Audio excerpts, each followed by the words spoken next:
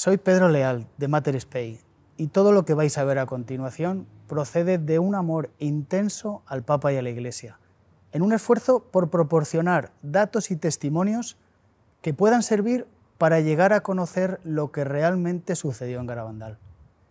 Este amor a la verdad y a la Iglesia es lo que nos ha animado a realizar este trabajo.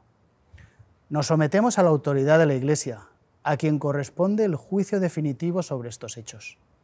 Espero que os ayude a uniros más al Señor y a nuestra Madre.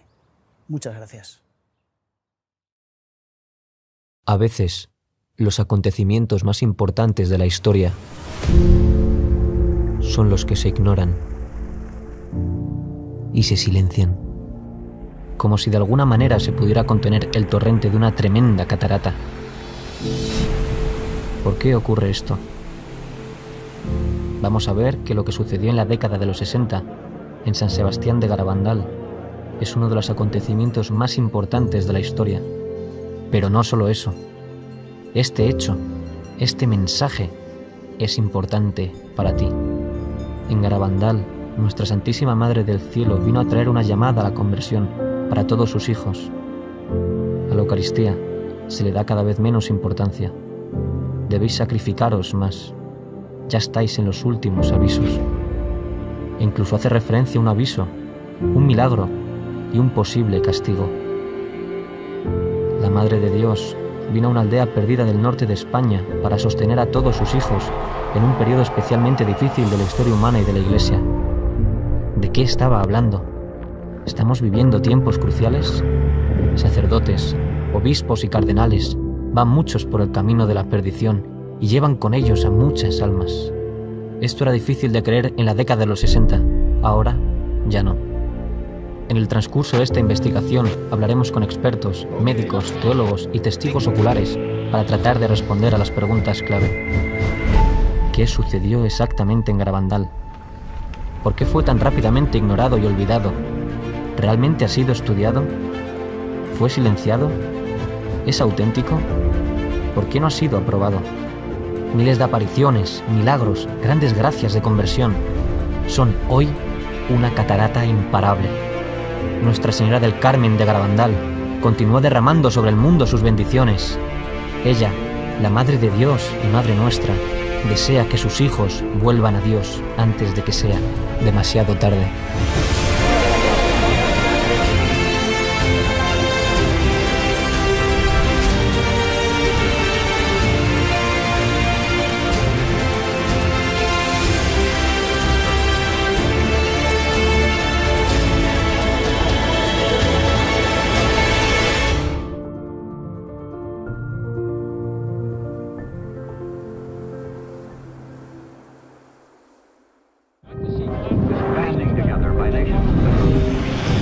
Soy el padre José Luis Saavedra, soy doctor en Teología por la especialidad de Historia en la Universidad de Navarra. Bueno, soy Jorge Fernández Díaz, soy ingeniero industrial, inspector de trabajo, pero toda mi vida, durante 40 años hasta ahora, ininterrumpidos, pues he estado en la vida pública. Yo me llamo Ángel María Rojas. Entré hace más de 62 años en la Compañía de Jesús.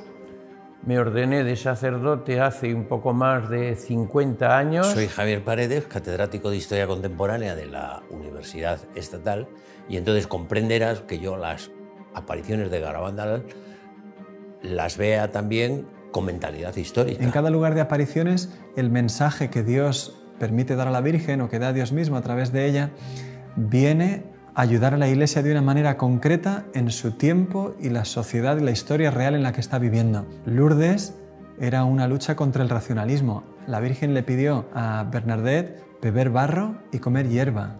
La gente estaba escandalizada cuando vio eso y hoy 5 o 6 millones de personas visitan Lourdes cada año.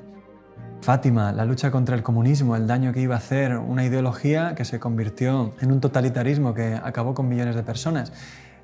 En Garabandal, el mensaje es todavía más fuerte. Bueno, creo que el momento en el que la Virgen viene aquí, a San Sebastián de Garabandal, es un momento, desde mi punto de vista, muy especial. Entonces, bueno, la historia de la Iglesia, claramente. Garabandal coincidió en sus años con los mismos años del Concilio Vaticano II.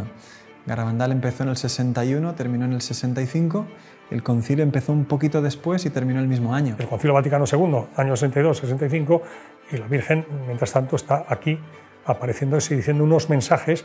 Uno entiende ahora, pues, con mucha más profundidad, el porqué de en ese momento histórico. Durante el siglo XIX triunfa una idea que venía arrastrándose desde siglos, concretamente desde la ruptura de la cristiandad desde Lutero, que era la introducción del concepto de autonomía del hombre. El hombre es un ser autónomo que se puede dar a sí mismo sus propias leyes.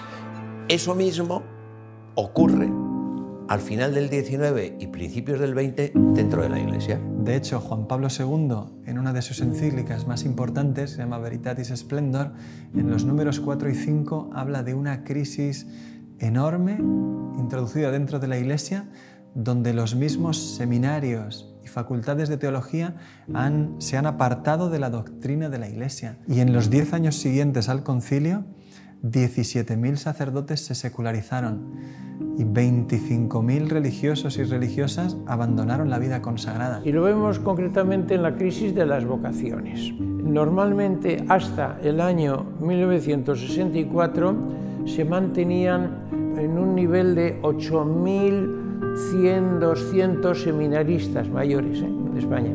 El año 1964 baja al número de 1.000 y se mantiene en 1.000 algo. O sea, la crisis en torno a los años siguientes al concilio fue increíble, increíble. En el año 62, exactamente cuando empieza el Concilio Vaticano II, se produce la crisis de los misiles entre Estados Unidos y la Unión Soviética, con ocasión de la colocación de aquellos misiles que había instalado la Unión Soviética en la Cuba de Fidel Castro. Eso es octubre del 62. Sabemos que se estuvo al borde de una guerra y ahí parados, esperando órdenes, y mientras tanto el teléfono rojo sin parar de comunicar entre Kennedy, Khrushchev, etcétera, etcétera.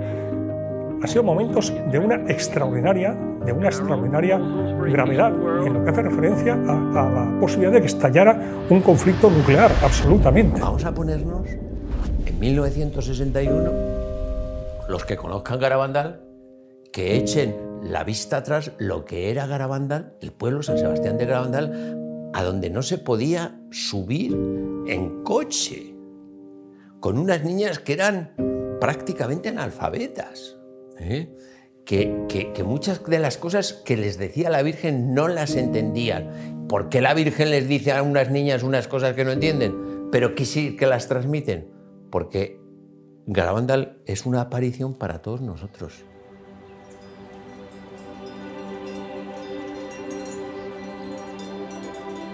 Pues yo soy David Toribio Cosío, nací el año 1935 en San Sebastián de Garabandal y allí viví casi toda mi vida. Yo soy Celina, nací en San Sebastián de Garabandal y tengo 83 años, o sea que nací el 23 de octubre del 35. Yo soy Maximina González, hermana de la madre de Conchita, tía de Conchita y madrina. Soy José Román Serrano Martínez. En su día estuve en Garabandal en el año 61, era veinteañero. Mi padre tuvo la fortuna de llegar a Garabandal a través de un buen amigo, Eustaquio Cuenca. Y bueno, de alguna manera se llegó a un acuerdo entre ellos de decir, oye, ¿por qué no va tu hijo a dar unas clases por allí, estos chavales? Pasan un fenómeno, un mes o 2 meses allí, en el verano entero. El pueblo no se parece nada hoy a como era entonces. Entonces había muchos pedruscos, muchas piedras, charcos, desigualdad del terreno. Era complicado andar por el pueblo en aquel tiempo. Allí me preguntan a veces, me dicen, ¿allí fuiste al colegio? Digo, allí hice las carreras detrás de las ovejas, al colegio muy poco. Cuando nevaba, que no podíamos salir al campo a trabajar, entonces íbamos, que eran fiestas para nosotros. Pues casi todo el trabajo era al 100% ganadería. Vacas, caballos, ovejas. Como todos trabajábamos al campo, el primero que terminaba de meter la hierba, ahora por ejemplo, en este tiempo, iba a ayudar al que iba el último. Siempre andábamos así. En casi todas las casas oía usted que en las cocinas se estaban rezando el rosario. Yo me recuerdo de mis padres, yo recé mucho y me hacía la dormida a veces para no rezar el rosario en casa. Pero era un pueblo muy súper religioso, un pueblo muy bonito era, muy bonito era.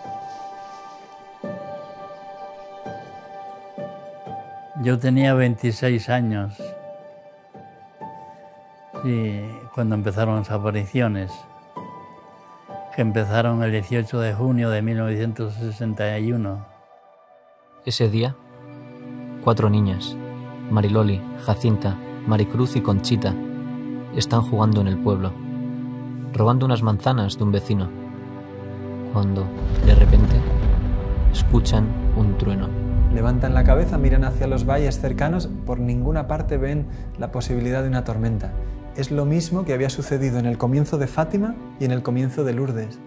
Un trueno es de lo que nos habla tanto Sor Lucía como Santa Bernadette. Las niñas están ahí reconociendo que han obrado mal, viendo que Dios les está hablando a través de ese trueno, y de repente una de ellas cae de rodillas, su rostro se vuelve hacia el cielo y se queda pálida, con un rostro como la cera. Cuando va a salir una de ellas corriendo a llamar a la madre de la niña, de repente las 3 que están a su lado caen de rodillas también y comienzan a ver lo mismo que está viendo ella.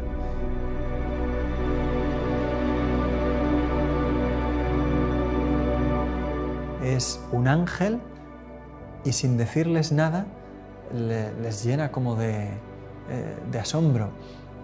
De hecho, cuando salen del éxtasis, desconcertadas y como en silencio, deciden ir corriendo a la iglesia. Y cuando van bajando, una niña les dice: ¿pero dónde venís así? Ya responden: es que hemos visto al ángel. Ellas se van corriendo y llaman a la maestra. Queda tan asombrada la maestra que les dice: vamos a ver 2 o 3 días si esto continúa. O sea, ella se ve que confía en sus alumnas, que sabe que son chicas normales y que lo que les ha sucedido puede pasar. Al día siguiente, el párroco don Valentín las entrevista, una por una, sin encontrar contradicciones entre sus testimonios. Esa tarde, vuelven a la calleja solas, rezan el rosario, pero no sucede nada y tienen que volver a casa sin tener ningún éxtasis. Esa noche, cuando se van a acostar, las 4, cada una en su casa, escucha una voz que les dice: no os preocupéis, que me volveréis a ver.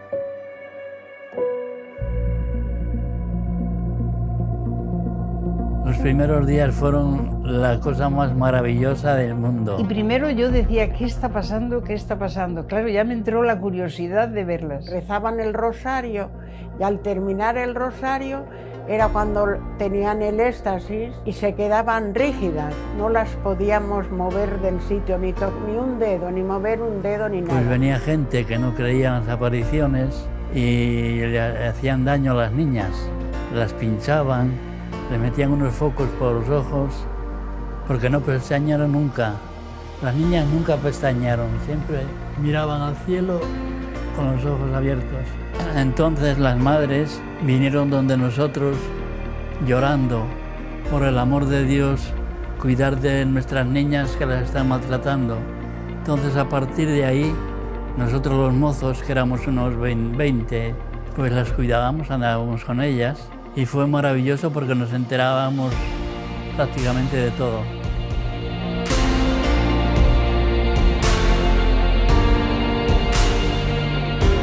Pues el 4º o 5º día ya está el párroco tomando nota de lo que sucede y dice que hay 600 personas viendo los éxtasis y los domingos hasta 3000. Y es una aldea a la que hay que subir por un camino que es 1 hora andando y bien empinada la cuesta porque no se puede subir en coche. No había baños, no había apenas luz eléctrica, no había asfalto y se llena de gente aquello. El mero hecho de que haya tanta gente allí ya te está diciendo de qué es lo que estaban viendo. El 1 de julio, el ángel les anuncia una visita muy especial que tendrá lugar al día siguiente. Ese día, 2 de julio de 1961, ven a la Santísima Virgen como Nuestra Señora del Carmen.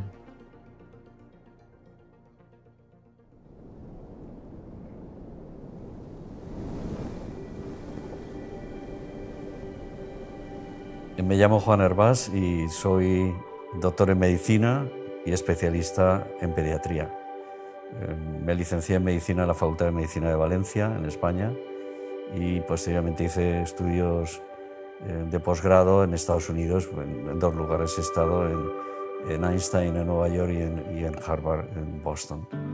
Verdaderamente Garabandal para mí constituye un hito dentro de las apariciones marianas. Desde el punto de vista profesional médico, la cantidad de médicos que aparecieron en Garabandal y estudiaron a las niñas, pues es que fueron muchísimos.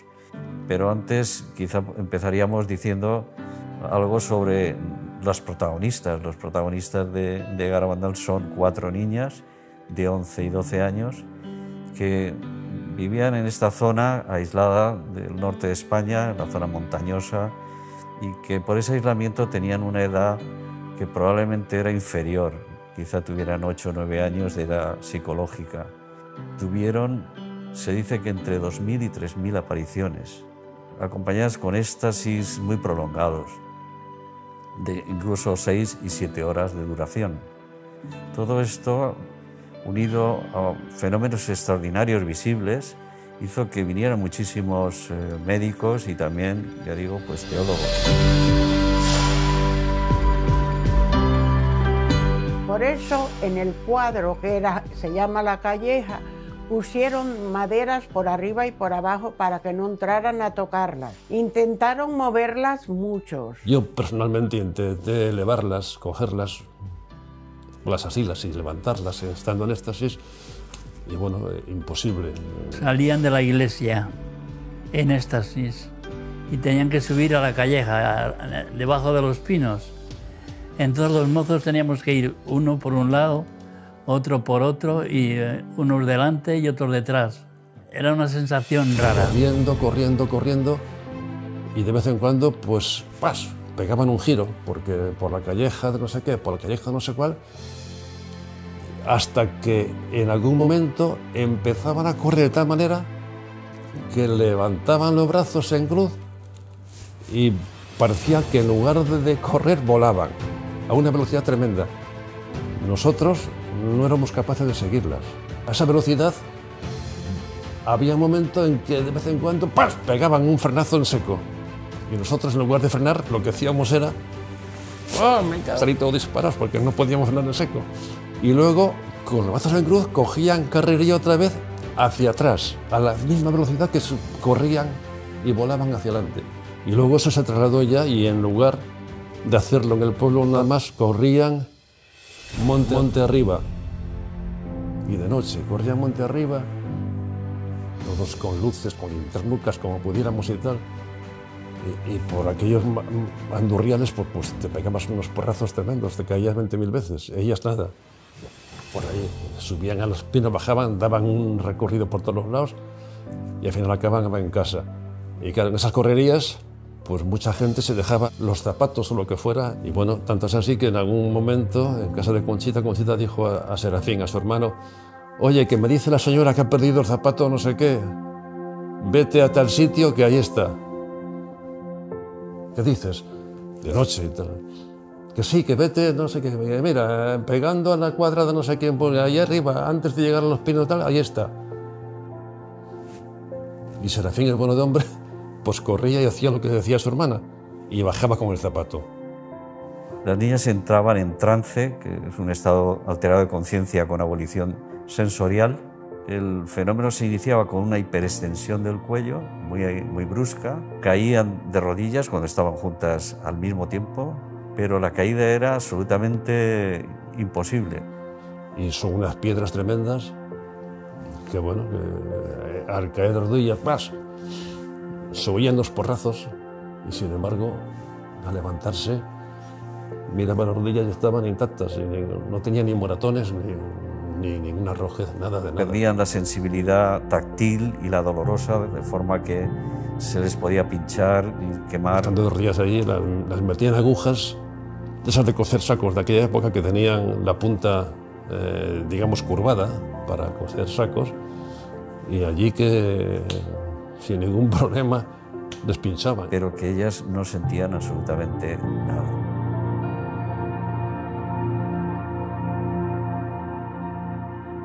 apareció por allí Máximo Frösler, ingeniero alemán, vivía en Santander, y por las circunstancias que fuera oyó hablar de Garabandal, y este hombre nos decía: yo soy protestante, teóricamente no creo en la Virgen, pero bueno, yo no entiendo lo que está pasando allí. Son unas niñas de 11, 12 años, débiles, pequeñas, de un pueblo allí perdido, y él era muy fuerte. Yo una de estas niñas la cojo y la levanto en una mano, pero cuando caen en éxtasis no puedo mover ni una mano.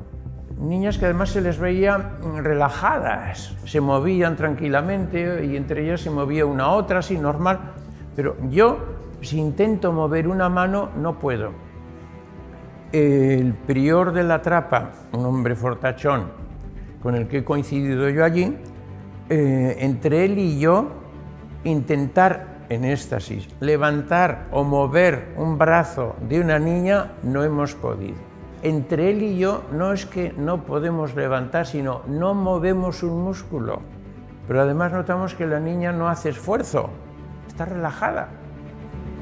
No lo entiendo. Por ejemplo, un señor de Madrid, un muchacho de Madrid, joven, no, de Barcelona, pues se arrimó a Simón, el padre de Jacinta, y le dice: Simón, yo no creo en estas apariciones. Bueno, yo no creo en estas apariciones ni creo nada.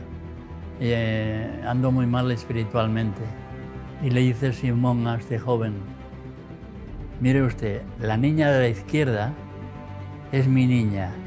Yo le doy permiso para que vaya usted allá y la toque, la levante o haga lo que quiera. Yo soy su padre y le doy permiso. Fue este mozo de Jacinta, se pone a levantarla y no pudo. Y volvió y le dice: Simón, no he podido levantarla. Eso me parecía a mí, dice él. Termina la aparición y le dice Simón a Jacinta: Jacinta, este señor te quiso levantar cuando estabas hablando con la Virgen. ¿Quieres ponerte de rodillas para que te levante ahora? Se pone la niña de rodillas, lo al mozo y la levantó. Ahora creo en Garabandal, ahora creo en Dios. Ay, gracias a Dios. Ahora creo en todo. No, es que es impresionante. Es que sería incontable decir todo lo que ha sucedido en Garabandal desde estos primeros días. Es absolutamente desconcertante. Levitaciones, devoluciones de esos objetos religiosos besados. La niña tenía a lo mejor 100, 200 objetos, cuenta Pepe Díez, que se les hacía como una bola todo delante de lo que ella tenía, de medallas, rosarios, y cogía de uno en uno como fácilmente y lo devolvía a la persona que fuera sin preocuparse. Una señora le dio las medallas, la suya, la de su marido, la de su hijo y la de su nuera. La Virgen besa cada una de estas medallas y la niña no le devuelve a la señora las 4.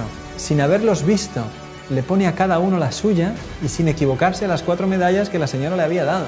Claro, la señora dice: ¿yo qué más necesito ver? Si es que llorando allí delante de todo el mundo, diciendo: es que es imposible que haya acertado las 4 medallas a cada uno la suya, sin saber ni quiénes somos, ni de dónde venimos, ni de quién es cada una, y sin mirar las medallas. La Virgen como se manifestaba dejando ver algo, claro, que atraía cada vez a más gente.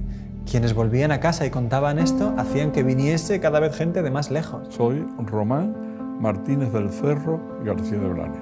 Conocí Garabandal fundamentalmente a través de 2 jesuitas, Lorenzo Lacabe y el padre Ramón María Andreu. Tenía entonces 15 años y mi padre era catedrático en el mismo instituto. Con un pequeño 600 que teníamos, nos vinimos a ver a Garabandal. Dejamos el coche en Cosío. Era imposible subir desde Cosío a Garabandal porque era una pista forestal llena de barro y imposible, pero encontramos un Land Rover que nos subió a Garabandal. Entonces la primera que yo viví directamente, a mí me gusta sobre todo hablar personalmente de lo que yo he vivido. Me han contado, sé mucho, leído, pero yo lo que de verdad viví es lo que más me gusta transmitir porque lo hago de primera mano. Mariloli tenía aviso por la tarde, por la noche, y nos fuimos a la taberna o tienda que tenía su padre. Nos sentamos allí, tenía la escalera a mano derecha entrando, después una barra y no había sitio, habíamos 10 o 12 personas, y yo me senté en un saco en una esquina de esa tienda esperando esos avisos que la Mariloli podía tener.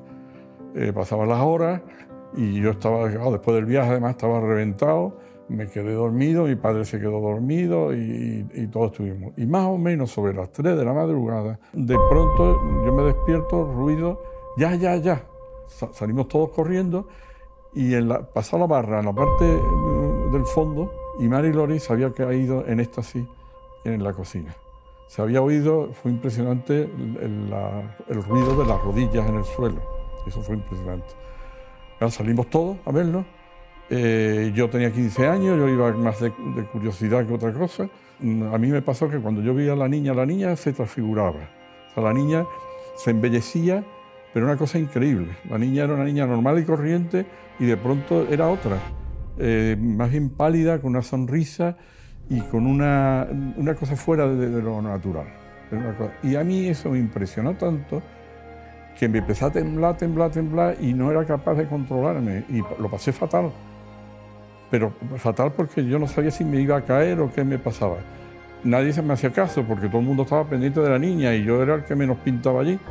Y en ese momento yo pues me dirigí a la Virgen y le pedí por favor que me quitara aquel temblor.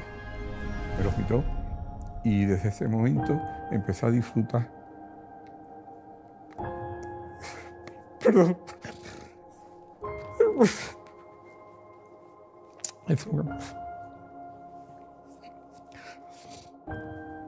Bueno, desde ese momento empecé a disfrutar de lo que era la presencia de la Virgen en una presa.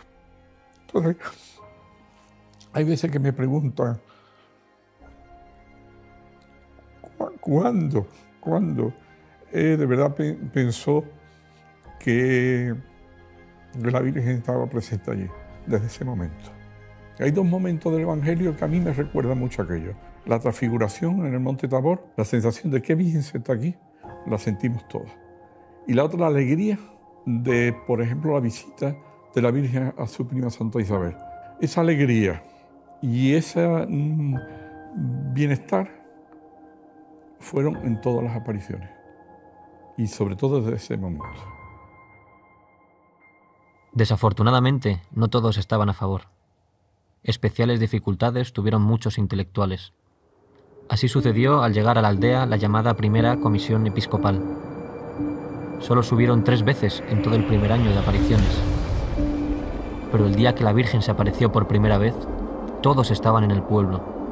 Su instructor, el padre Francisco de Oriozola, con 2 sacerdotes y 2 médicos, el doctor Piñal y el doctor Morales. La comisión comentó con alguna de las personas que había por allí, que había venido con ellos, que aquello se iba a terminar ese mismo día. Pero no se estudiaron los hechos extraordinarios que ahí estaba pasando.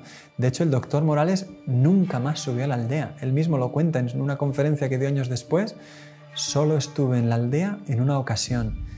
Y sin embargo, de mis informes negativos vino la condena para Garabandal. La comisión, de hecho, no volvió a subir hasta finales de julio y subió por la noche para intentar llevarse a las niñas a escondidas y que todo aquello se terminase. Las familias se negaron, excepto la de Conchita.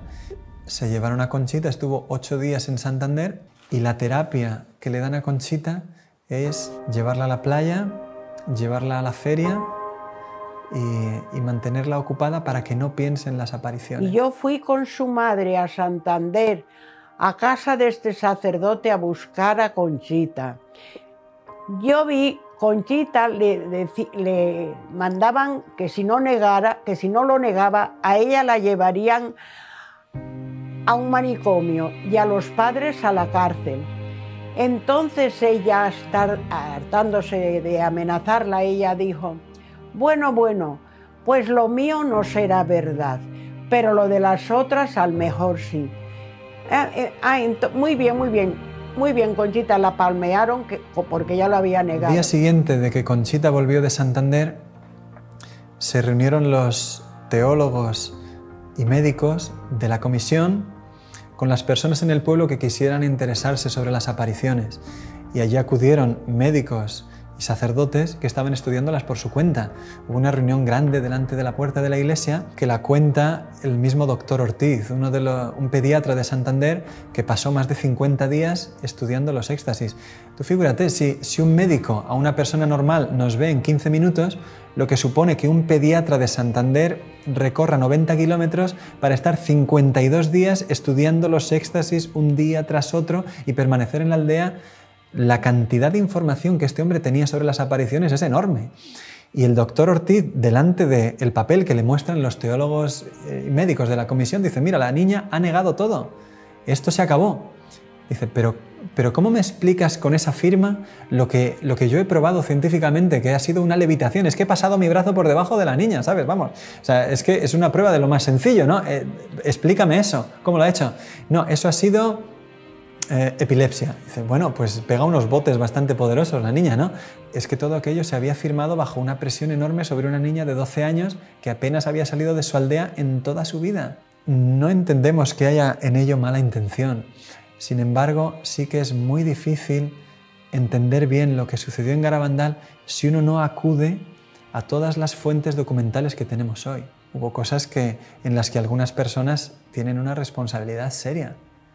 Y que poner eso a la luz de la verdad pues requiere volver a tomar en serio unos hechos que no han sido estudiados objetivamente quizás nunca. A pesar de las contradicciones, los sucesos continúan y el 2 de julio, en secreto, la Virgen había dado a las niñas un mensaje que el 18 de octubre ellas deberían hacer público. Cuando la fecha se acerca, los peregrinos comienzan a acercarse a la aldea, miles de personas, está abarrotado como nunca. Y sin embargo, los peregrinos para llegar ahí tienen que atravesar una jornada que es de lluvia, granizo, incluso por la tarde llegó a nevar. Sí. Me acuerdo del día lluvioso, porque en mi casa había gente y traían unos zapatos muy bonitos y entonces, como estaban muy mojadas, entraron en mi cocina y los metieron al horno a secarlos. Y estábamos hablando y se nos olvidaron los zapatos y entonces se le quemaron los zapatos, eran marquesas o no sé qué eran, sí. Se leyó en los pinos, lloviendo, llovía a mares. La Virgen pidió que las niñas se lo entregaran al párroco delante de la iglesia y allí lo leyeran ellas. Y después, en los pinos, volviese a ser leído el mensaje por el párroco, don Valentín Marichalán. Sin embargo, la comisión presionó al sacerdote para que hiciera algo diferente. El mensaje no fue publicado delante de la iglesia. Tampoco lo leyó el párroco. En cambio, se anunció que solo sería leído por las niñas, en los pinos. Los testimonios son muy fuertes. Hay una mujer que habla de cómo caminaban entre el barro a empujones para intentar lograr buenos puestos. Cuando ya finalmente se dijo se va a publicar el mensaje, pues la gente subió a los pinos, pero la carrera que se organizó para eso, la gente caía, resbalaba, se empujaba.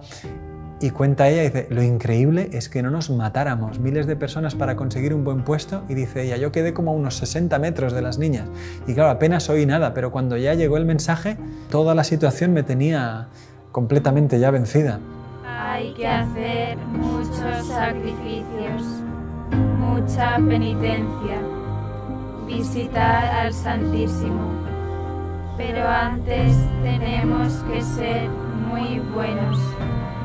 Y si no lo hacemos, nos vendrá un castigo. Ya se está llenando la copa, y si no cambiamos, nos vendrá un castigo muy grande. Insiste mucho en lo que fue el mensaje de Fátima. Estamos en plena guerra mundial, cuando viene la Virgen a Fátima, y dice que las guerras son consecuencias de los pecados de los hombres, y que por tanto tiene que haber conversión. Bueno, en Garabandal lo mismo. El primer mensaje que dice que el cáliz se está llenando de los pecados, de las ofensas a Dios que se están cometiendo, ¿no? Y que si no nos arrepentimos, si no pedimos perdón, si no nos sacrificamos, si no rezamos, pues que vendrá un castigo.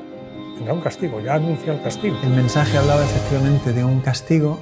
Se había hablado antes de un milagro, pero solamente a las niñas, y eso comienza desde ahora a ser una parte importante en Garabandal, como una ayuda especialmente grande para un tiempo particularmente difícil de la historia. Sin embargo, en ese día el mensaje no se pudo entender.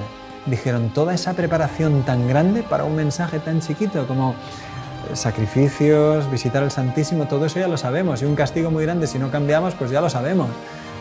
Las videntes después, durante los años posteriores a las apariciones, siempre han dicho, lo más fundamental que tenemos que poner en el centro son los mensajes. Lo que el cielo quiso hacer ahí, por lo que hubo tantos fenómenos extraordinarios, era para que prestásemos atención a lo que nos quería decir el cielo en esos mensajes. El fracaso del primer mensaje fue un golpe duro para Garabandal. Muchos esperaban algo extraordinario. Por eso, a pesar de tantos prodigios, muchos rechazaron las apariciones a partir de este momento.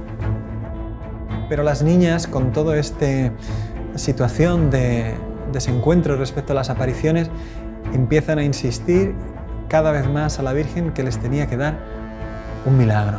Haz un milagro, que sea, aunque sea pequeño, como que volemos o que se haga de noche en pleno día, lo que sea, pero que la gente crea, que sepan que tú estás aquí.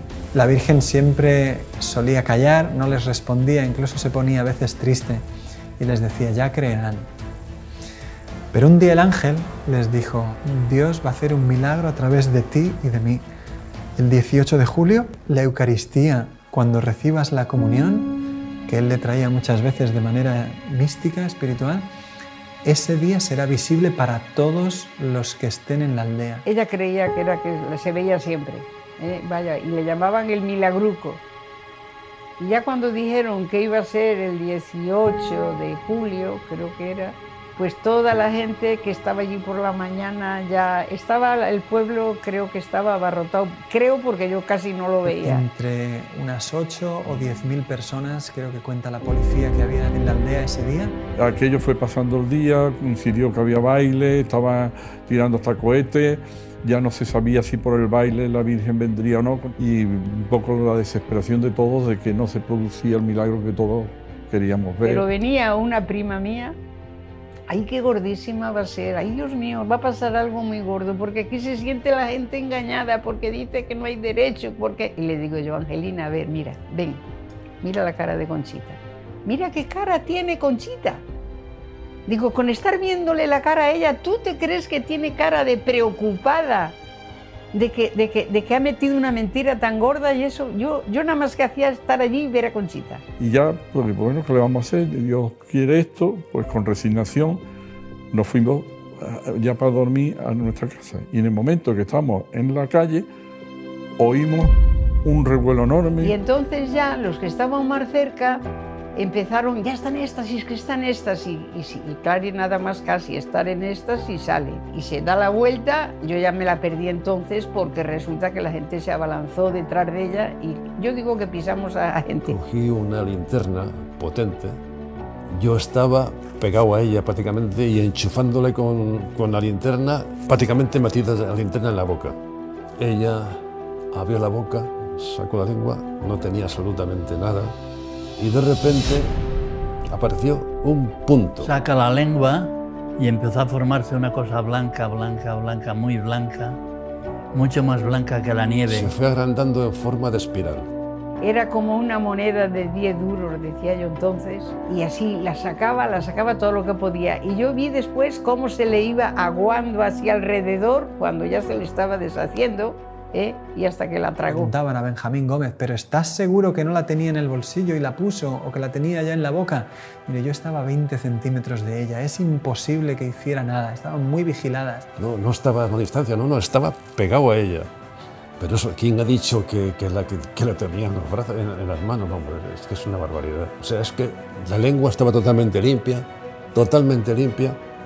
y de repente apareció un punto blanco, un punto, nada más que un punto, en la lengua. ¿Dónde se ese punto? La impresión esa tan fuerte, yo no la he tenido en mi vida. Yo decía, gracias Señor, ahora sí que estoy segura de que existes, empezaba yo. Yo me he enterado después que alguno de ellos, que después que no lo creía después que había sido eso cierto lo que había visto. 2 testimonios contrarios llegaron al día siguiente a la aldea. Uno de ellos ya esa misma noche. Un señor, José Antonio Giuliani, no vio el milagruco. Él no consiguió estar en la zona, en la calle donde eso sucedió. Y estando lejos, le preguntó a uno, ¿tú lo has visto? No, ¿tú lo has visto? Tampoco. Pues ya está, todo es mentira, se lo han inventado, es de noche, la oscuridad, las dificultades, la pericia de las niñas, nos la han colado. Y se extendió la noticia de que nos habían engañado, de que era todo mentira. Pero en realidad, este señor no había visto nada. Otro, cuenta Conchita en su diario, que se fue al obispado de Santander, un religioso, el padre Justo, franciscano, y dio testimonio de que aquello había sido todo mentira. Unos días después, sin embargo, pidió a unos religiosos de su comunidad que pidieran disculpa a las videntes. Dice, mira, no sé por qué hice eso, pero estaba enfadado. Estas personas no vieron nada y, sin embargo, tenían un testimonio que hizo muchísimo daño.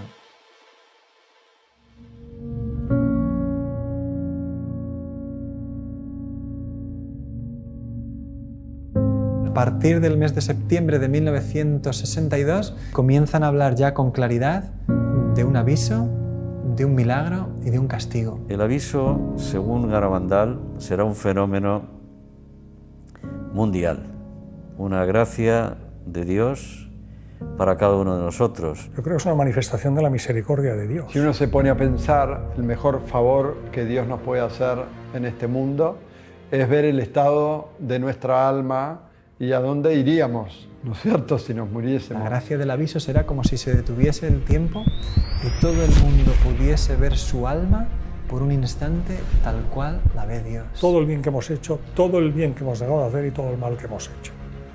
Para que de esa manera tengamos un impulso de conversión. La misma Conchita dijo, lloraremos de lo que Dios nos ama después del aviso. Loli sí que sabía la fecha del aviso. Y dijo que el aviso vendrá en un momento en que España y el mundo lo necesiten. Y habló de una iglesia que parecerá desaparecida, hablaron mucho del comunismo. España estará muy mal. Yo le dije, ¿peor que como está ahora? Y dice, sí, peor. Todos sabrán que viene de Dios y algunos intentarán negarlo. Eso se va a intentar desnaturalizar. Bueno, pues el Señor vuelve hacia nosotros. ¿Cómo? Con el milagro, para que creamos que efectivamente eso ha sido como tú lo has vivido, lo has sentido o crees que puede haber sido, y no como te están intentando decir algunos. El pequeño milagro de la comunión visible está en contraste con el gran milagro que empezó a anunciar ahora, a partir del otoño del 62, en el que decía que sería un milagro enorme, muy grande, mayor que el milagro solar de Fátima. ¿Y ese milagro para qué vendría? Lo preguntó a Jesús el año siguiente, en una locución el Señor le respondió, Señor, ¿es para convertir a mucha gente? No, Conchita, es para convertir al mundo entero. El milagro es tan fuerte, es tan impresionante, que sin una gracia especial te mata, como lo mató al padre Andreu, de felicidad, pero te mata. Yo digo que hay dos personas que han visto el milagro. Una fue el padre Luis María Andreu. A él le llaman el quinto vidente de Garabandal. De repente, mientras las niñas están en el éxtasis, él aparece en el campo de la visión y la gente que estaba en los pinos durante el éxtasis escuchó el grito de él que repitió 4 veces una palabra, milagro. Pero esa noche volvía en jeep con sus compañeros de peregrinación y contaba qué buena es la Virgen, cuánto nos ama, qué madre tenemos en el cielo. Hoy es el día más feliz de mi vida. Se quedó dormido y nunca despertó. Era un sacerdote de poco más de 30 años, joven, sano. Todo el mundo quedó perplejo porque había fallecido de repente, el día que había visto el milagro de Garabandal. Y hay otra persona que ha visto el milagro, San Pío de Pietrelcina. Y el padre Pellegrino, que la había aceptado poco antes de morir, dice, yo he sido el último hijo espiritual aceptado por el padre Pío en vida. Le dijo que había visto el padre Pío, había visto el milagro antes de morir. Lo que sí sabemos es que el padre Pío dijo que el velo que iba a cubrir su rostro 3 días después de su muerte, que se lo entregaran a Conchita.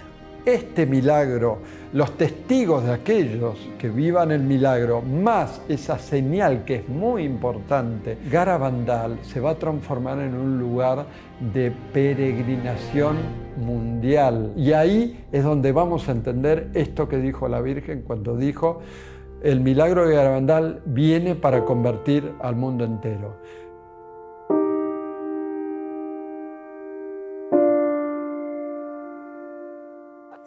Y la Virgen, lo que está diciendo en Garabandal, como en Fátima, en todas partes, convertíos, convertíos, convertíos, oración, oración, oración, sacrificio. Bueno, pues si no hay esa conversión, pues va a venir un castigo. Las niñas han visto ese castigo, lo vieron en las llamadas Noches de los Gritos. La Virgen un día prohibió que nadie subiese a los pinos, prohibió a la gente subir a los pinos. Solamente una niña pequeñita que tenía 6 o 7 años. Pero la gente subió al final de las casas y de allí las oíamos. Y unos gritos, ¡ay, Virgen Santísima! ¡Ay, Madre! A los niños no, a los niños no. Yo esa noche pensé que era el fin del mundo, lo tenía totalmente creído. Entonces, porque ellas gritaban y decían que no venga, llévanos junto a ti, hablaban mucho de la confesión. Que se confiesen todos primero, que no venga, que se confiesen todos primero. El miedo que tenían las niñas ahí arriba, viendo todo lo que vieron, se transmitía a nosotros. Con oírlas aquella noche, solamente con oírlas. Todo apunta que fue la revelación del castigo y de las circunstancias en las que tendría lugar el aviso, que parece que es una situación de gran persecución para la Iglesia y de grandes dificultades para el mundo. Las niñas le preguntaron, ¿y cómo se llamará eso? Y la Virgen dijo que se llamaría comunismo.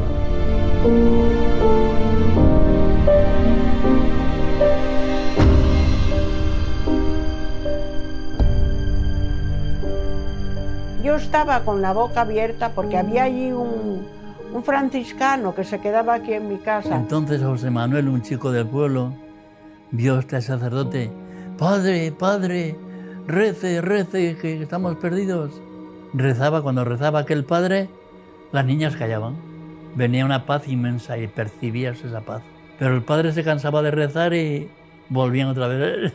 Callaba la boca, porque él también quería oír y quería hablar con la gente, quería enterarse de cosas y dejaba de rezar. Y era la víspera del Corpus. Y el día del Corpus fue un día precioso. Unas confesiones, unas comuniones, una procesión del Corpus con el Santísimo. A mí me da pena que mucha gente, cuando hablan de Garabandal enseguida, piensan, ¿y el aviso y milagro castigo? ¿Por qué no nos fijamos en todo lo demás? Porque si hacemos caso a la Virgen en todo lo demás, no habrá castigo, que es un tema que dijo, quizás haya un castigo si la humanidad no se convierte. Pero la Virgen vino a decir mucho más y el mensaje de Garabandal abarca mucho más. Es como si al estudiar el Evangelio nos quedáramos y aquellos días, cuando vengan aquellos días, nos quedamos en esa frase. ¿Y cuándo serán esos días? ¿Y qué serán esos días? Pero hombre, léete el Evangelio entero, vive el Evangelio. Y no te preocupes de esos días que probablemente te habrás muerto tú antes.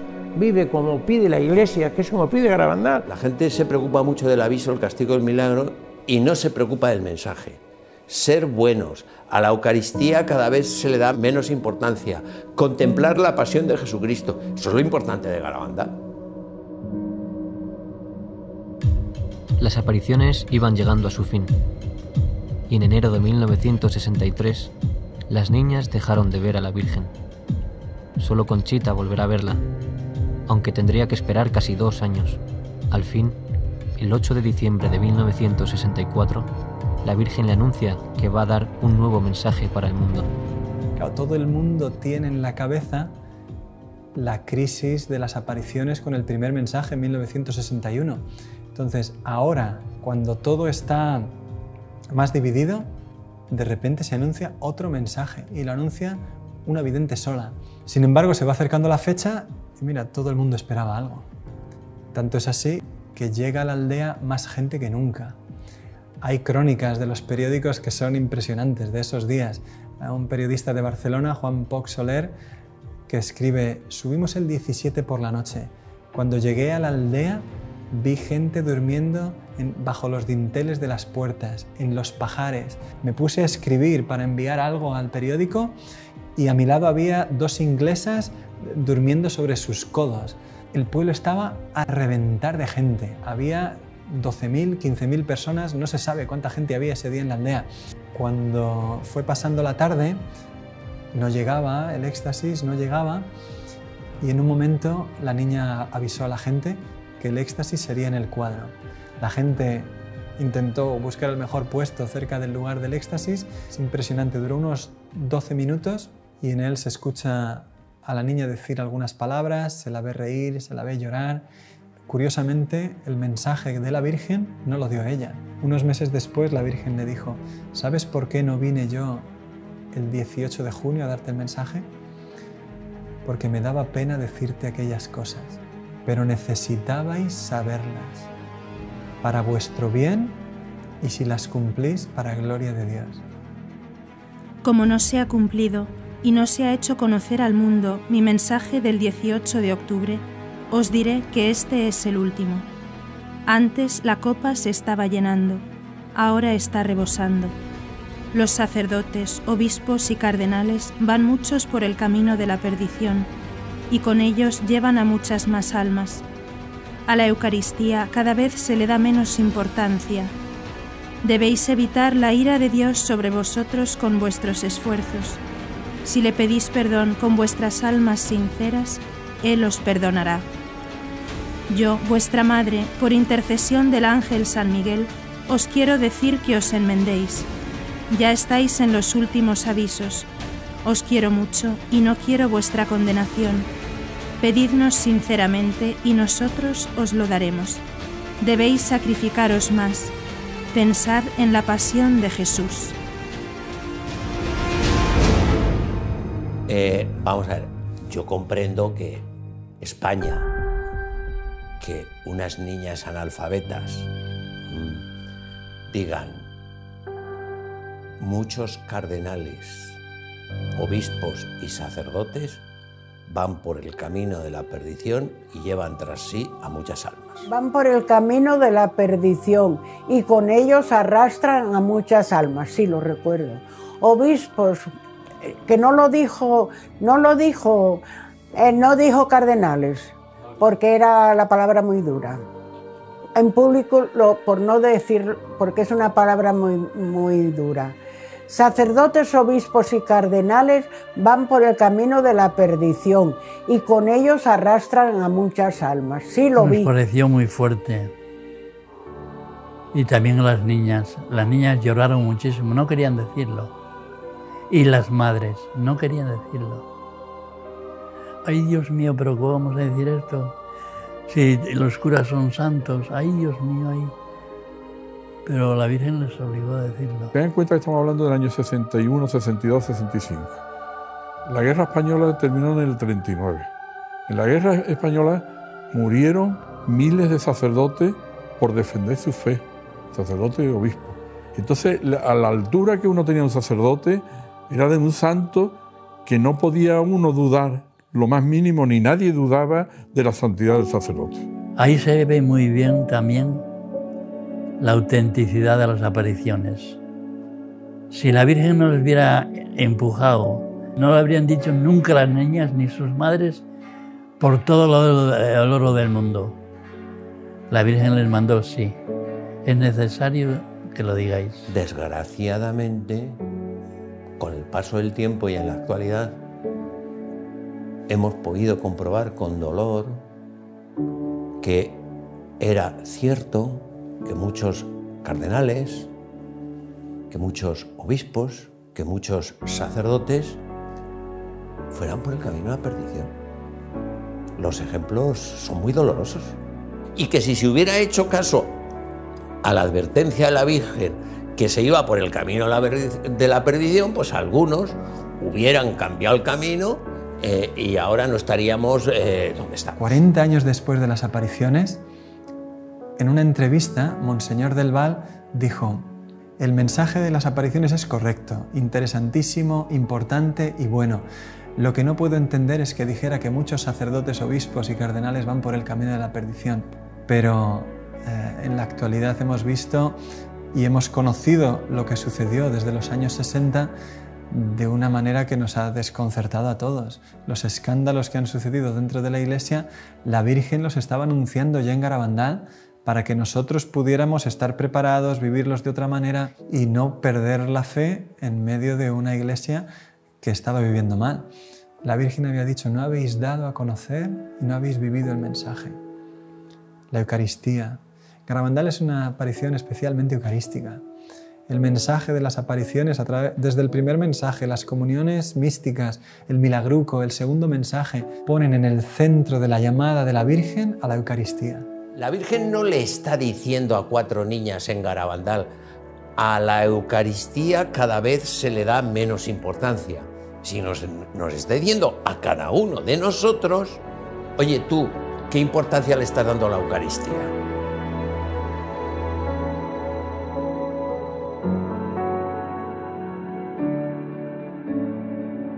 Los fenómenos terminaron con la aparición del 13 de noviembre de 1965. Después de esto, las niñas dejaron la aldea. Conchita acabó en Burgos, donde fue recibida por el padre Manuel Guerra y la madre Nieves García. Cuando conocí a Conchita, estaba en Burgos de superiora, con la casualidad de que yo no quería ya admitir a ninguna niña más porque el colegio estaba completo ya. Entonces, al poco tiempo viene la portera y me dice: hay una familia que pregunta. Vino el capellán con ellos y entonces ya les dije que yo tenía un sitio. Y entonces ya me dijeron quién era Conchita, me explicaron y me pidieron que Conchita tuviera un confesor, que don Manuel se ofreció, y una persona que la formara, y me ofrecí yo. Por lo tanto, entró en el colegio como una niña más, con el nombre de María, para que nadie la molestara en nada. Todas las tardes llamaba a Conchita 1 hora o un par de horas a un recibidor. Todo lo que ella me dijo, la conversación, fue grabada inmediatamente cada vez que hablaba con ella, inmediatamente para no cambiar ni una sola palabra. Yo a Conchita entonces y después la he encontrado inmejorable. No he encontrado una persona ni más normal, sin ganas de llamar la atención de nadie. Cuando ella terminó las apariciones, le dijo a la Virgen que quería ser religiosa. Entonces, nada más terminó las apariciones, se fue a un convento, se enteraron de que estaba allí, porque ella fue a confesarse y le dijo, se conoce que al padre, le dijo, después se supo, pues que ella que había visto a la Virgen, que tenía dudas algunas veces si era verdad, si no era verdad, si le parecía a ella que era ella. Y entonces el sacerdote, cuando se enteró que era Conchita, pues dijo: papá, va a decir usted la verdad enseguida. Vinieron 2 obispos y 2 sacerdotes.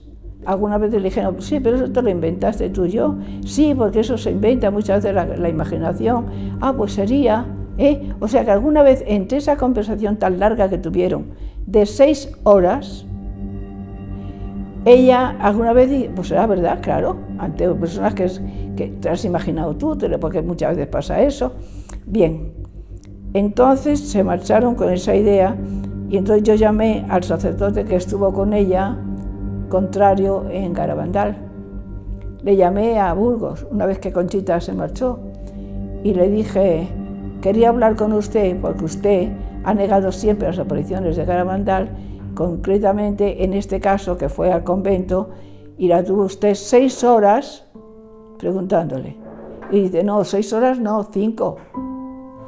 Entonces le dije: bueno, pues muy bien, pues creo que está usted confundido porque esto no se puede hacer con una niña después de confesar y de esta manera. Cuando estos señores se marcharon de esa conversación, que la pudo dejar aturdida, entonces ella tuvo una locución.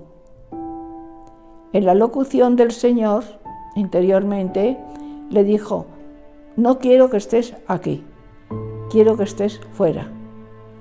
Y Conchita: es que no me quieres, Señor.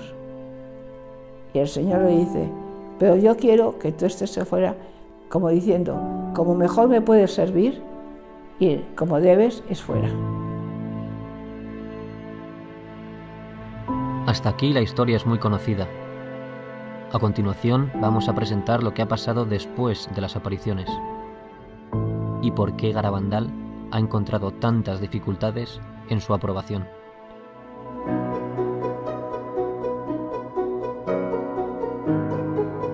En 1962, Monseñor Beitia rechazó las apariciones. 5 años después, su sucesor, Monseñor Puchol, afirmó que todo había sido un simple juego de niñas. Su nota afirma que todo tuvo explicación natural. Cirarda, su sucesor, dijo lo mismo. Tras estos 3 prelados, llega a Santander Monseñor Juan Antonio del Val, que había sido miembro de la primera comisión. Por esta razón, Del Val sabía que las apariciones no se habían estudiado bien.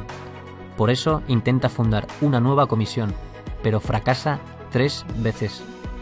Al fin, tras 12 años intentándolo, consigue el respaldo de Roma y con el apoyo del cardenal Ratzinger, en 1989 funda por fin la segunda comisión. Escuchemos ahora unos testimonios de esta época y después escucharemos un testimonio muy importante de esa segunda comisión. After the death of Padre Pio, the Holy See increases its interest in the events in the... I'm Ed Kelly. I was born and raised in Seattle of elderly Irish-American Catholic parents. I spent a lot of time in Santander in 71, and in 72 spent 10 months here. Pages, news, sensational, and documentary report. The first years, they didn't write anything. I didn't find anything in the papers until after the girls made their declarations of uncertainty. Then on the front page of the local papers, all of them, no hubo apariciones en Garabandal. Nothing. Everything has a natural explanation. And I read that, and the papers were stupid. I mean, there was so much that was illogical. I talked to the Bishop del Val Gallo. He had just made his own pronouncement that said, my predecessors have judged that it wasn't certain whether the apparitions were of supernatural origin or not. I'm in communion with those bishops. I had written for him the statements of the evaluation from all of the previous official notes. I just had the part that gave the bishop's evaluation of what happened. And he looked them over and he says, this one, the second note of Bishop Baetzia in 1965, this is the best statement on Garabandal and the one that conveys my opinion on it. And that was the note that had the statement of orthodoxy, that everything is in compliance with the traditional teaching of the Church, the real presence of the Blessed Sacrament, devotion to the Blessed Sacrament that is, and the Blessed Mother that's well known. Maternel Lafiner, que es un sacerdote de lengua francesa que en Garabandal estuvo desde el principio estudiando las apariciones, fue entrevistado por la comisión. A él le impresionó mucho que le entrevistaron en un restaurante durante una comida, y le impresionó más todavía que cada vez que él daba una respuesta se escribía de la manera más contraria a las apariciones posible. Le preguntaban, ¿y está usted seguro de eso? Bueno, de eso no estoy seguro. Ponga que duda sobre eso. Él entendía que todo se estaba haciendo de manera contraria a lo que él quería decir. Y cuando terminó la entrevista le impresionó todavía mucho más, porque le dijeron firme, y él dijo, yo no firmo eso. Y tranquilamente, delante de él, pusieron con letras mayúsculas su nombre y su apellido. Y años después, unos amigos alemanes suyos visitaron el obispado para consultar cómo estaba el caso de las apariciones y les contaron que Maternel Lafiner había hecho un testimonio en contra de las apariciones y que estaba en el obispado firmado por él. Claro, él mismo cuenta y dice, ¿cómo se llama esto en derecho canónico? Que cojan tu testimonio, se lo inventen, lo firmen y lo presenten como prueba en el caso de un discernimiento. Claro, en derecho canónico esto se llama falsedad, porque una prueba que es nula implica que un juicio tiene que ser restituido in integrum, dice el derecho. O sea, tiene que ser, cuando las pruebas son falsas, el juicio tiene que volver a realizarse, tiene que volverse a estudiar. Y eso es lo que veían una y otra vez las personas que estudiaban objetivamente las apariciones. Se encontraban con que una y otra vez todo se interpretaba de la manera más negativa posible y que cada vez que intentaba moverse algo a favor de las apariciones se volvía a tomar una distancia infinita.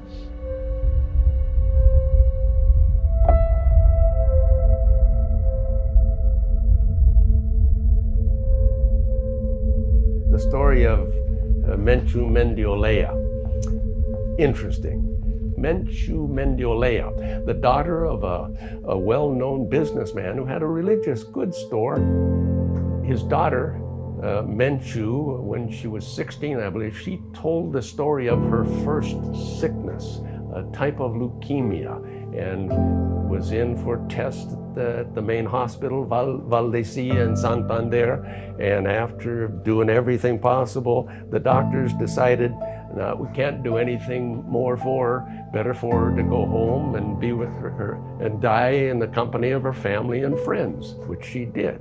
And they would pray for her. Well, someone came with a crucifix that had supposedly been kissed by the Blessed Virgin at Garabandal.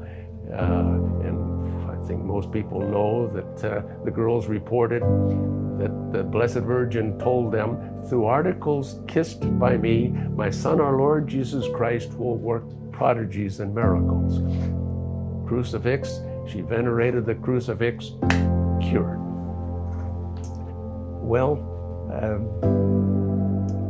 I guess by that time I had heard that someone from the Chancery went to Mr. Mendiolea and told him, please don't mention Garabandal with the cure of your daughter. It is not proper to connect apparitions which are false with a cure like this. So I went to talk to Mr. Mendiolea.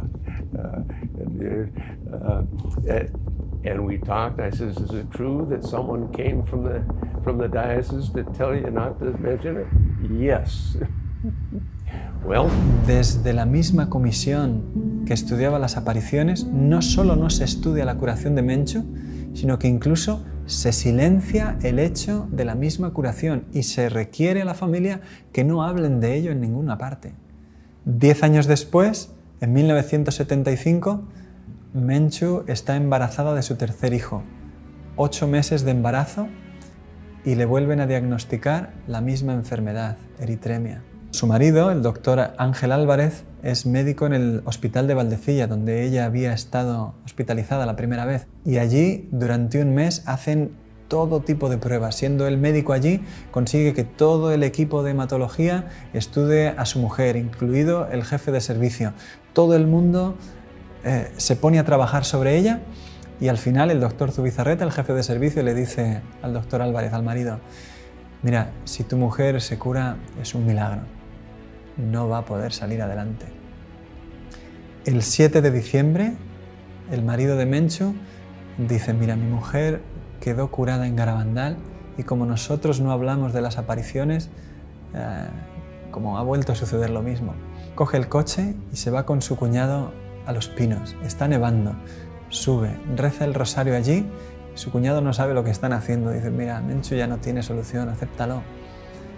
Bajan y cuando vuelve al coche le dice, Menchu está curada, estoy seguro.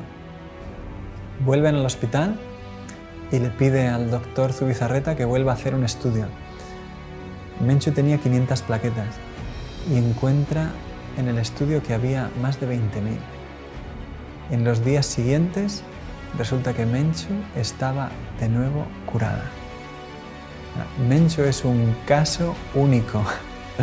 2 veces acuden a la Virgen de Garabandal y 2 veces queda curada la enferma.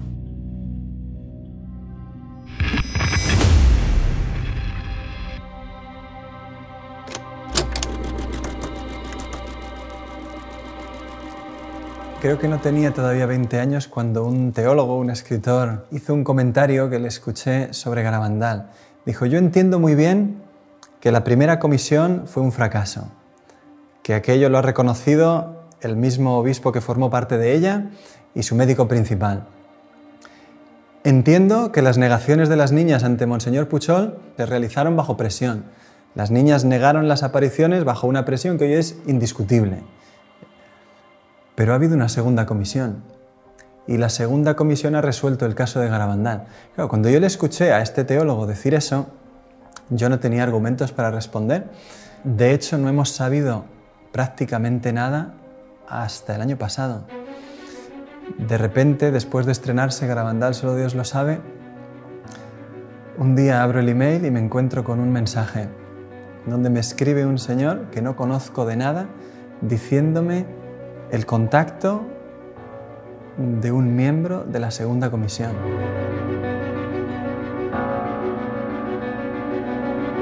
Me llamo Javier Vildósola, estudié la carrera de Ciencias Políticas y Sociología en la Universidad Complutense de Madrid. Después hice un doctorado en Antropología Social y hace 30 años pues a mí me invitaron a participar en un estudio, trabajo de campo, en San Sebastián de Garabandal. Ni siquiera había oído hablar de ello. Y concretamente fue un antiguo profesor mío de la propia facultad, que se llamaba don Jesús María Vázquez, era padre dominico, y bueno, pues nos mandaron para allí. Ahora no me explicaron para qué íbamos exactamente. Lo cual me resultaba bastante inconcebible, inverosímil, desde el momento en que uno de los aspectos que se enseñan en métodos y técnicas de investigación es la delimitación del campo de estudio. Resulta que aquí no había nada de nada. Vais a ir aquí. ¿A qué? A pasar un cuestionario. Nunca entendí eso. Nunca lo entendí, a no ser que pensara mal, en el sentido de que yo tenía dudas sobre la intencionalidad de dichos cuestionarios, que nunca, jamás, en todos sus contenidos, se refirieron a los acontecimientos acaecidos allí y, en cambio, se preocupaban muchísimo de, en fin, si había habido especulación económica, desarrollo urbanístico, etcétera, etcétera. Cuando llegué no sabía nada. Por la noche no dormía, me dedicaba a leer a toda velocidad, porque quería saber, pero bueno, ¿aquí qué ha pasado? ¿Qué es lo que ha ocurrido aquí? Y realmente es cuando empecé a ver que aquello no era muy normal. O sea, aquello se salía de lo corriente. De los 5 o 6 solamente hubo otro señor, como yo, que era un profesor de psicología evolutiva de la Universidad de Valladolid, Fernando Lara. Un señor de psicología infantil. Aquí no están las videntes, y sobre todo no están las videntes cuando tenían la edad en que tuvieron las visiones. Si añadimos además que este señor era declaradamente, porque él mismo me lo dijo, era ateo, yo todavía entendía menos.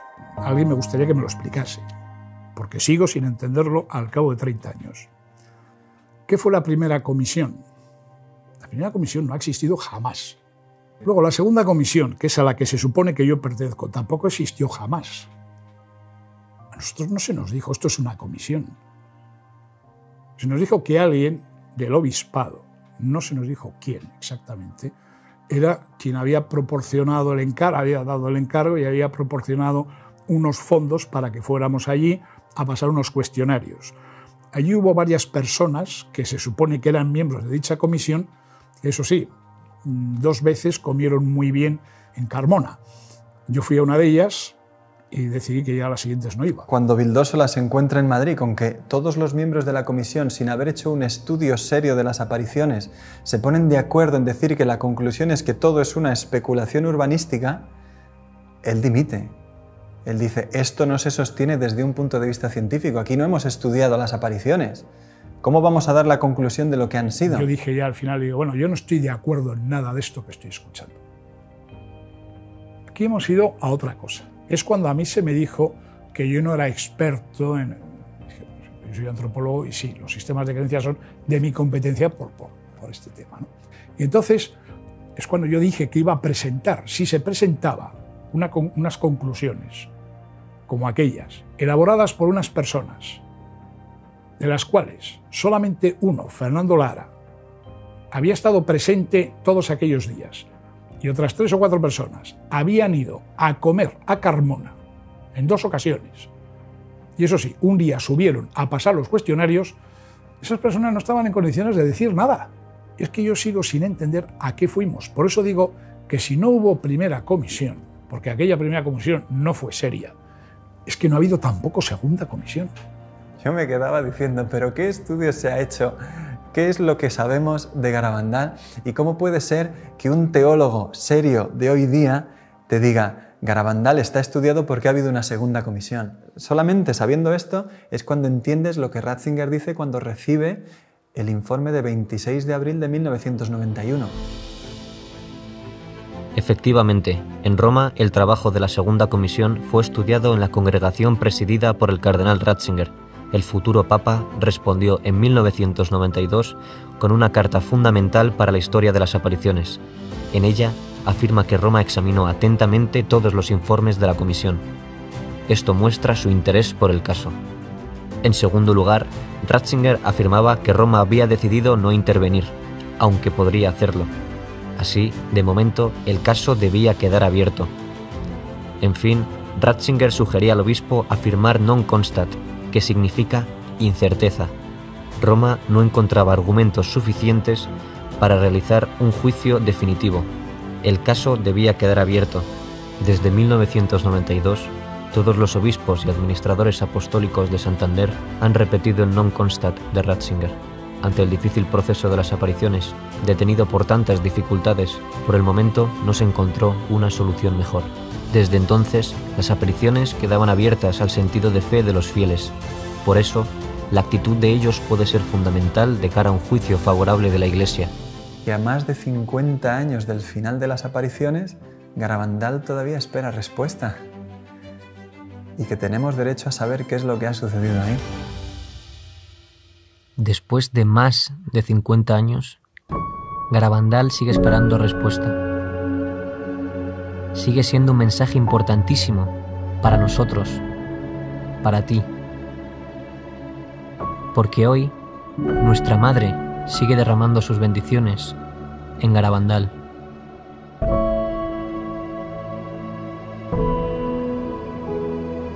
Además, la Virgen ha permanecido siempre fiel, actuando desde Garabandal con una fuerza increíble, como ella se ha comprometido con este lugar y con esta sociedad y esta iglesia que tenemos hoy y nuestras necesidades, que son de dar ese salto en la fe que muchos están teniendo la tentación de no dar. Yo creo en Garabandal, no tengo ninguna duda. En todo momento quiero respetar y voy a respetar, faltaría más, lo que determine la iglesia. Pero yo rogaría que la Iglesia, la jerarquía, pues que diera facilidades para que puedan venir cuantos más fieles mejor. Y en unos momentos tan difíciles como los que vivimos, pues yo creo que en lugar de cerrar, lo que hay que hacer es abrir las manos con misericordia para que puedan ser debidamente atendidos cuanto más hijos de la Iglesia quieran acercarse a Dios en un lugar que algo debe tener cuanta tanta gente atrae, como es Garabandal. Y se compromete a través de milagros, curaciones y sanaciones interiores que siguen produciéndose hasta hoy. Es que sería incontable lo que hay que decir sobre las apariciones.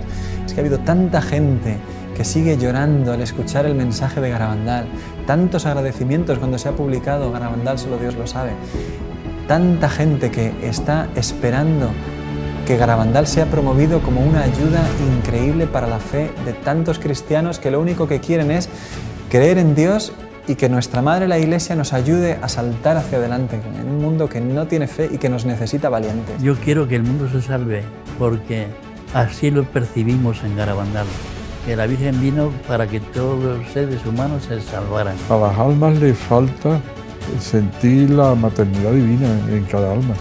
Y eso es lo importante que se siente aquí en Garabandal. Una de las cosas que a mí me gustaría es que se hiciera una comisión médica para el estudio de las apariciones de Garabandal y de los fenómenos asociados, fundamentalmente las curaciones relacionadas con Garabandal, de personas que dicen haber tenido una curación relacionada con Garabandal. Creo que es una obligación para todos el volver a abrir el caso de Garabandal. So much happened there that it'll never be compiled in one area.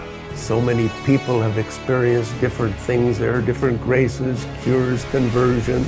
Todos vamos hacia un encuentro personal con Jesús, todos vamos hacia una intervención de Dios en nuestra alma, particularmente con nombre y apellido cada uno, pero también en el mundo para cambiar las cosas y el rumbo por donde están ahora, de la cual tú puedes tener mucha esperanza de que muchas cosas van a cambiar para bien.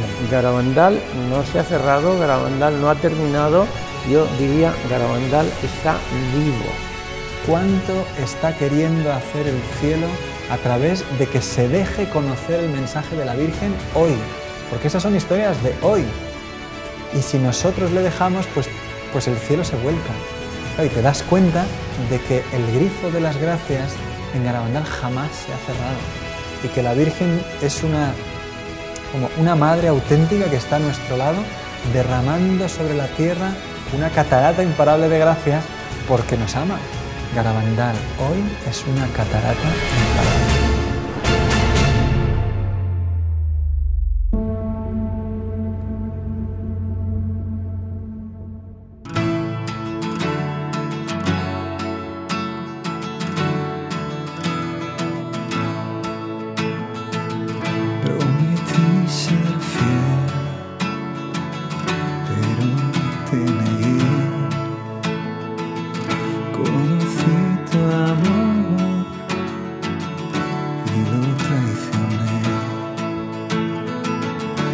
Quisiste que sintiera sobre tu amor. Cuando llegue a ti, llegaré a mi hogar. Y en la noche dudé y tuve miedo, me aparté de ti. No te vayas, no nos dejes, Madre, tú nunca abandonarás a tus hijos que te aguardan, a tus pies, Madre, en Garabandal. Soy tan feliz de tu mano, todo es nuevo por tu amor. Y en Garabandal tu presencia desbordó mi corazón.